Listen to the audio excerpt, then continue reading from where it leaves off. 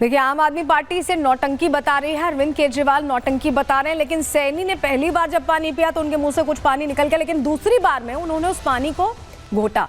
उसके बावजूद तस्वीर पहली वाली दिखाई जा रही है आम आदमी पार्टी की तरफ से। लेकिन अब आपको बताते हैं कि ये तो सियासी दलों का वार पलटवार चल रहा था, लेकिन इलेक्शन कमीशन को चिट्ठी लिखी थी, आपको याद होगा, पानी को लेकर आतिशी ने मिलने का समय मांगा था। और ऐसे में अब इलेक्शन कमीशन ने कई प्रश्न पूछ दिए। क्या क्या प्रश्न है? 5 प्रश्न है। देखिए, केजरीवाल से 5 सवाल पूछे गए हैं। यमुना में कैसा जहर मिलाया गया? जहर कैसा मिलाया गया, क्या उसकी कोई जांच हुई है? उसके तथ्य तक पहुंचना चाहती है इलेक्शन कमीशन। आम आदमी पार्टी ने जहर की पहचान आखिर कैसे की? क्या पहचान हो पाई? क्या उसे चेक करवाया गया था? कोई उसके से जुड़े डॉक्यूमेंट्स या कुछ है? किस इंजीनियर ने जहर की पहचान की? किसने वो सैंपल लिया? किसने जांच की? क्या जहर मिलाया? यमुना में जहर कहां पाया गया? कहां पर? किस इलाके की टेस्टिंग की गई थी? किस इलाके से, किस घाट से वो पानी लिया गया? ये भी इलेक्शन कमीशन पूछ रहा है। आम आदमी पार्टी ने जहरीले पानी को कैसे रोका? क्योंकि अब उनके संज्ञान में आ गया था। अगर आप सोचिए, किसी सरकार के संज्ञान में आ गया कि उनकी जनता को जहरीला पानी दिया जा रहा है, तो उसे रोकने के लिए या उस पानी को साफ स्वच्छ करने के लिए क्या मैकेनिज्म अपनाया गया? इसको लेकर भी प्रश्न पूछे जा रहे हैं। और इस बीच एक और बड़ी खबर आ रही है, आपके सामने जानकारी रख रहे हैं। दिल्ली से बड़ी जानकारी मिल रही है कि आम आदमी पार्टी के जो मुख्यमंत्री हैं, पंजाब के मुख्यमंत्री, उनके आवास पर, दिल्ली के आवास पर इलेक्शन कमीशन यहां पहुंची और जांच कर रही है, ये जानकारी मिल रही है। और इलेक्शन कमीशन के अधिकारी इस पर क्या जानकारी दे रहे हैं, सुनवा रहे हैं आपको। डिस्ट्रीब्यूशन का है क्या? Case distribution. किस तरह का केस है? कैश डिस्ट्रीब्यूशन का यहाँ से हो रहा है। तो क्या आप लोगों को कोई परमिशन मिला अंदर जाने का? क्योंकि परमिशन नहीं मिला है। परमिशन नहीं मिला है। ये चुनाव आयोग की तरफ से है। चुनाव आयोग सर हमने इस गल का जिक्र कर रहे हैं कि इलेक्शन कमीशन के ਵੱਲੋਂ गौरव जी इसका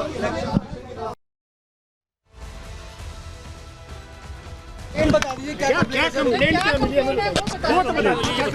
प्लीज।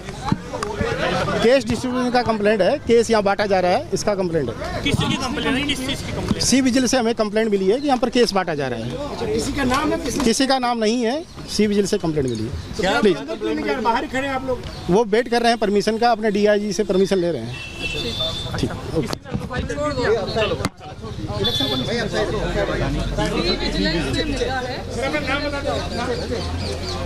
उसके बाहर ठीक मौजूद थी, आपने देखा, अधिकारी से बात भी कर रही थी। जरा कोमल बताइएगा, हुआ क्या है, क्या कहना है? वहां जो अधिकारी पहुंचे उनका क्या कहना है?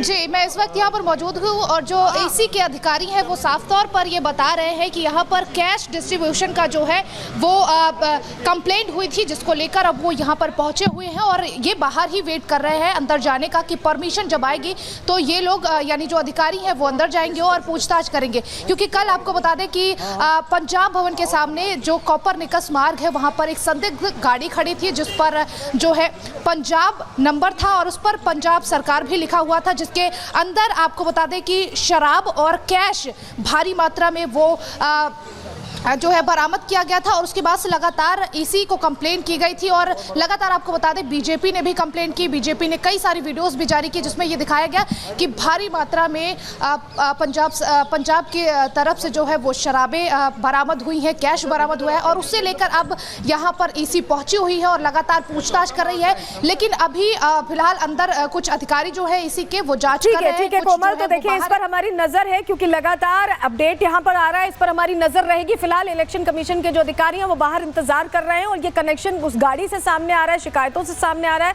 जो पंजाब नंबर की एक गाड़ी मिली थी। और काजल, बहुत शुक्रिया जुड़ने के लिए और जानकारियां देने के लिए। लेकिन अब जरा आपको बताते हैं, क्योंकि इलेक्शन कमीशन ने यमुना मामले को लेकर कई प्रश्न पूछे, तो ऐसे में अरविंद केजरीवाल फिर से मैदान में आए और फिर से उन्होंने वही थ्योरी सामने रखी है। सुनिए जरा।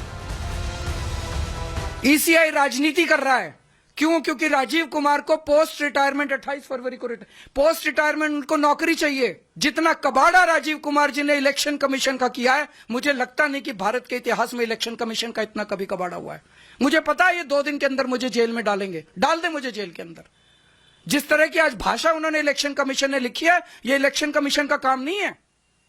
अगर राजनीति करनी है, राजीव कुमार लड़ने एक सीट से दिल्ली की किसी विधानसभा से खुलेआम दिल्ली के अंदर गुंडागर्दी मची पड़ी है, खुलेआम पैसे बांटे जा रहे हैं, खुलेआम चादरें बांटी जा रही हैं। इस किस्म का चुनाव इस देश की जनता ने कभी देखा ही नहीं था। ये मुद्दा कुछ दिन पहले उठाया। मुद्दा क्यों उठाया? हम बेबस थे उठाने के लिए। आतिशी जी ने नायब सैनी जी को फोन किया, 1 बार किया, 2 बार किया, 3 बार किया, 4 बार किया।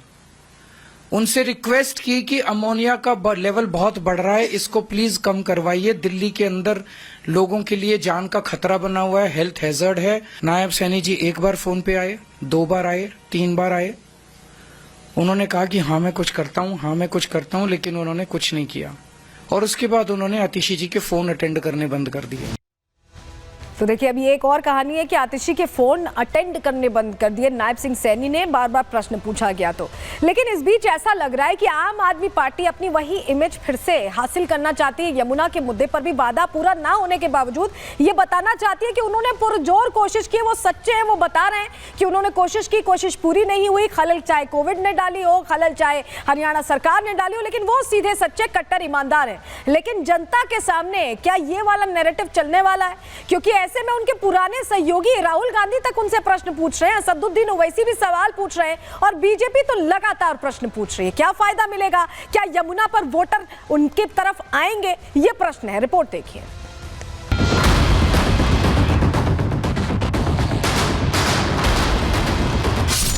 आम आदमी पार्टी ने जब यमुना के जल में जहर मिलाने का दावा किया तो दिल्ली की सियासत में जलजला आ गया। हर कोई इस बात से हैरान था कि हरियाणा की बीजेपी सरकार ऐसा कैसे कर सकती है। विवाद बढ़ा तो हरियाणा के सीएम सैनी ने खुद यमुना के जल से आचमन किया और केजरीवाल के झूठ को जग जाहिर कर दिया। हरियाणा स्वच्छ और शुद्ध जल वो दिल्ली को दे रहा है, परंतु अपनी स्वार्थ राजनीति, स्वार्थ सिद्धि के लिए कोई भी मुंह में आए वो आरोप लगा दे, ये आरोप असहनीय है। यमुना में जहर मिलाने के केजरीवाल के आरोपों पर बीजेपी ने भी पलटवार किया। बीजेपी ने साफ शब्दों में कहा कि केजरीवाल यमुना को साफ नहीं कर पाए, इसलिए हरियाणा पर आरोप लगाकर खुद को बचाना चाहते हैं। उन्होंने जिस प्रकार का ओछा बयान दिया था, अब वो कितना भी प्रयास कर लें उसका समाधान निकलने वाला नहीं। माननीय प्रधानमंत्री जी ने कल क्या कहा अपने वक्तव्य में? आप क्या कहने का प्रयास कर रहे हैं कि हरियाणा से कोई जान के जहर मुझा पानी दिया जा रहा था? क्या दिल्ली में और कोई नहीं रहता है आम आदमी पार्टी समर्थकों के अलावा? इन भ्रष्टाचारी दलों से निजात पानी जरूरी है, क्योंकि दिल्ली को विकास चाहिए। दिल्ली में विकास के काम रोकने वालों को अब दिल्ली से बाहर करने का समय आ गया। यमुना में जहर मिलाने के आरोपों पर कांग्रेस सांसद राहुल गांधी और AIMIM चीफ असदुद्दीन ओवैसी ने भी केजरीवाल पर प्रहार किया। केजरीवाल जी ने कहा था यमुना में मैं स्नान करूंगा और यमुना जी का पानी पीऊंगा। 5 साल हो गए, आज तक केजरीवाल जी ने यमुना का पानी नहीं पिया है। आपको गंदा पानी पीना पड़ता है,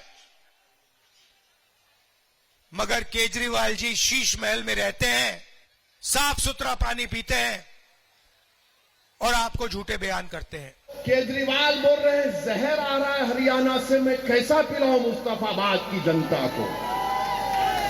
हम केजरीवाल से पूछना चाह रहे हैं, तुम ये जहर पीकर बीमार पड़े या नहीं पड़े, हमको बताओ प्रूफ। दिल्ली चुनावों में यमुना का पानी बड़ा मुद्दा बन गया है।